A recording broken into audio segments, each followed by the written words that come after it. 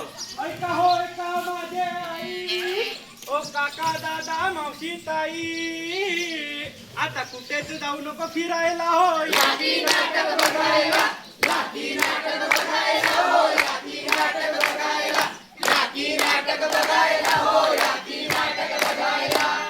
अरे नेहमीच काय हो तुमची घाई, तुम्ही कामांमध्ये बिझी राही, कामाला ठेवा बाजूला हो, याती नाटक बघायला, याती नाटक बघायला हो, याती नाटक बघायला, याती नाटक बघायला हो, याती नाटक बघायला. राम राम मंडळी, राम राम, नमस्कार. नमस्कार मंडळी, ऐकता का? आता विषय मांडायचा आहे. लई म्हणजे लई जीवाभावाचा विषय.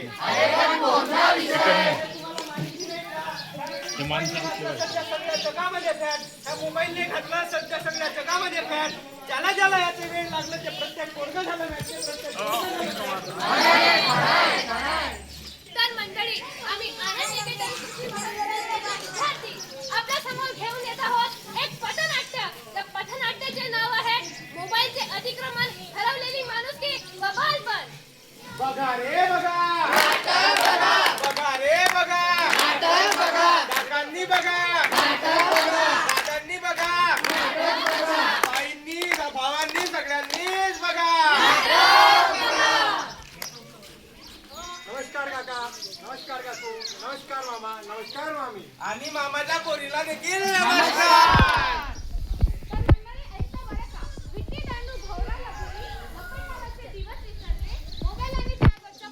बालपण देखील हरवले. व्हॉट्सअप आले, फेसबुक आले, इंस्टाग्राम, हाय आले, हॅलो आले, विसरले गावाकडची तर सर्व मज्जा संपून गेली. गावाकडची तर सर्व मज्जा संपून गेली आणि इंटरनेटच्या जाळ्यात सर्व माणसं गुंतून गेली. इंटरनेटच्या जाळ्यात सर्व माणसं गुंतून गेली. आता बघूया मोबाईल येण्या आधीचा काळ.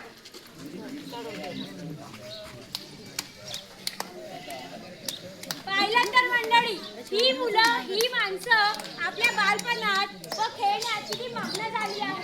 कुणी कंचा खेळत आहे तर कुणी विट्टी दांडू, कुणी भोवरा खेळत आहे तर कुणी पाण्यामध्ये झाड उडवत आहे. आणि यांचं बालपण असंच रमत चाललं आहे.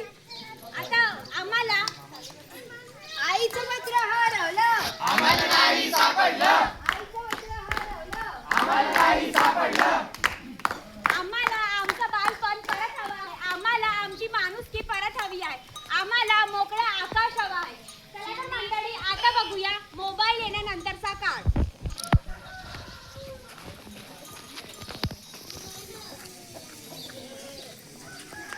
पाहिलं तर मंडळी, ही मुलं ही माणसं सोशल मीडियाच्या किती आहारी गेली आहेत.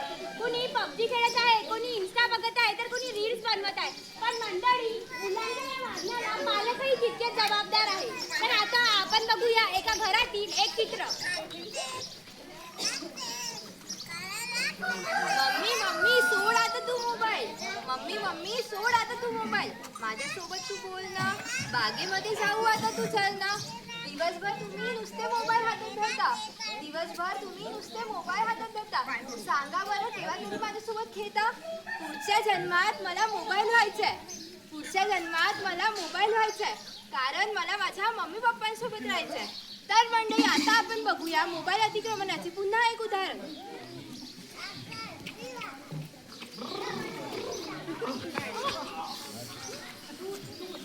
बघा मंडळी हो, गावकऱ्यांनो, हे लोक पदार्थ करण्याची ऐवजी काय करत आहे?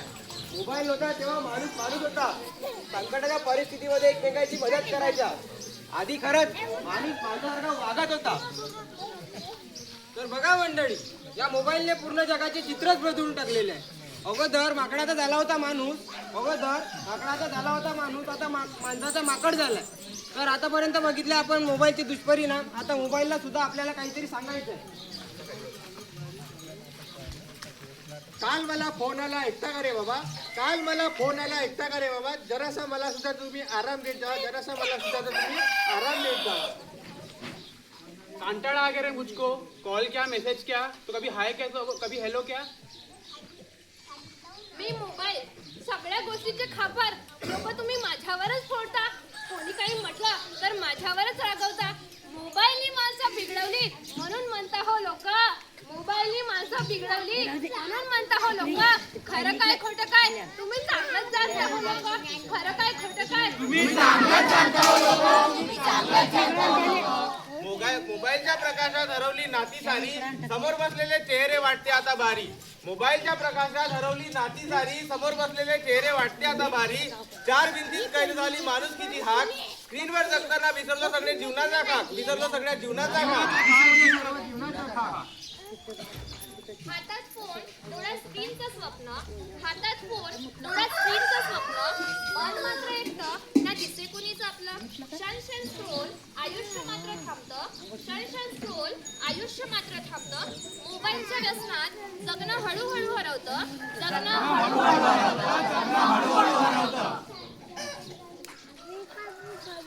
आजच्या दिवशी आपण एकच प्रण घेऊया मोबाईलला विसरून आपल्या कुटुंबाला वेळ देऊया चांगल्या सवयी लावून आपण जीवन उज्ज्वल बनवूया मोबाइल का सही उपयोग अपनाएं परिवार खेल और परिवार को समय दे मोबाइल हमारा सहायक बने मालिक नहीं बस दोस्त बने मालिक नहीं बस दोस्त बने धन्यवाद